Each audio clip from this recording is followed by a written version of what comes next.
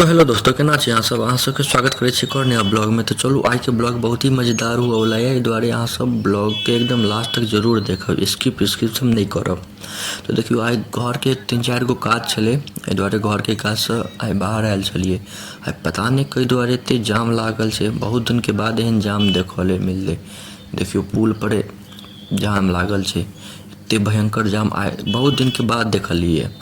घर के 3-4 गो काज छले, 4-5 गो सामान सब ज़्यादा छले, तें अपन स्कूटी लऽ कऽ नहीं एलिए, टेम्पू से एलिए।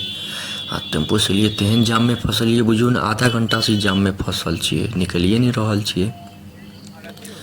अब देखियो वो जाम से निकलिए, आधा घंटा 45 मिनट जाम में फंसलिए। अब जखनी एत एलिए जे गुमती गिर गेले, रेलवे फाटक गिर गेले। अब एतो जाम लगते पता नहीं, लेट हुआ के लिखले छी किस्मत में। देखियो सब जाम लगेने छे, देख रहल छिए, सब भीड़ लगेने छे। अब ट्रेन आबि गेले है, आवाज सुन रहल है अहाँ सब। देखियो कते स्पीड में ट्रेन भाग रहल छे, से बहुत भयंकर स्पीड में भाग रहल छे। आई पता नहीं आई लेट हुआ के हमर छे, एहि के बाद ई फाटको खुलते के बाद भयंकर जाम लगते, देखबे अहाँ सब। देखियो ट्रेन कते स्पीड में भाग रहल छे, तुरंत 2 मिनट नहीं लगले ट्रेन खत्म भ गेले। देखियो बस खत्म ट्रेन, देखलिए। आप देखियो फाटक खुलते, आप चलू चले छी टेम्पू में बैस रहे छी जल्दी से, नहीं तो भयंकर भीड़ लागत, तहन निकल नहीं पाबो। सब तो हम सब आगा में चलिए, बुझियो ना हम सब एत फाटक लग एलिए, फाटक गिर गेले। ओहिसे पहले फाटक उठल रहे, आई हमर लेटे हुआ के चांस लिखल छे।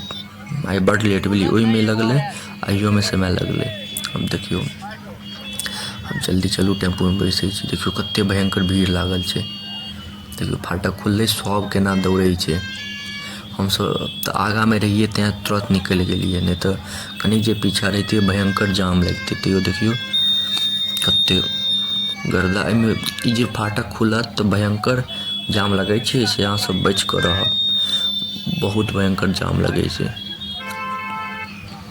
आई पता नहीं आई लेट हुआ के चलिए। अब देखे छी आगा और कतौ जाम नहीं लगे, स्कूटी से रहती तो केनाहू निकल जेती, किछो को पत्थर वाथर रास्ता से ओतो जो जाम लागल छले उहो में से बच के निकल जेतिए। कनी मनी सामान छले, बहुत ज़्यादा कनिक सामान छले, टेम्पू पर लोड क के ल जा रहल छी। तें टेम्पुए से एलिए बाजार, तो गुमतियो पकड़ा गेल, जामो पकड़ा गेल। गुमती मतलब रेलवे फाटको बंद भ गेल। तो सोचलो अहाँ सबके देखा दै छी आई कते परेशानी में हम छी, कते परेशानी झेल रहल छी। भ जाइ छै कहियो कहियो एहन दिन भ जाइ छै जे बहुत परेशानी भ जाइ छै, बहुत लेट भ जाइ छै। तो बताएब अहाँ सबके केहन लगी हमर ब्लॉग, और किछु हम इम्प्रूवमेंट के जरूरत छै कि नहीं छै, अहाँ सब कमेंट क के जरूर बतायल करू जे केहन हम ब्लॉग बनाबै छी, और ऐसे बढ़िया बनाऊ कि नहीं बनाऊ।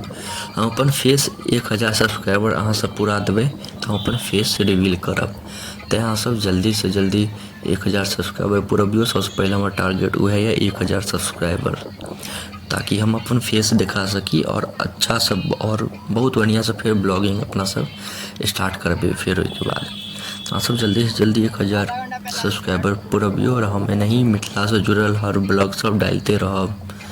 देखियो आप तो ओते जाम नहीं लगे, आप तो नहीं लागो चाहे कतौ जाम, फ्री रास्ता देखा रहा है, सबको घर पहुँचिए आसानी से, आप कतौ नहीं जाम लगे। तो इतनी देर तक अहाँ सबके देखो के लिए धन्यवाद। निक लागे तो लाइक कमेंट शेयर सब्सक्राइब जरूर करब।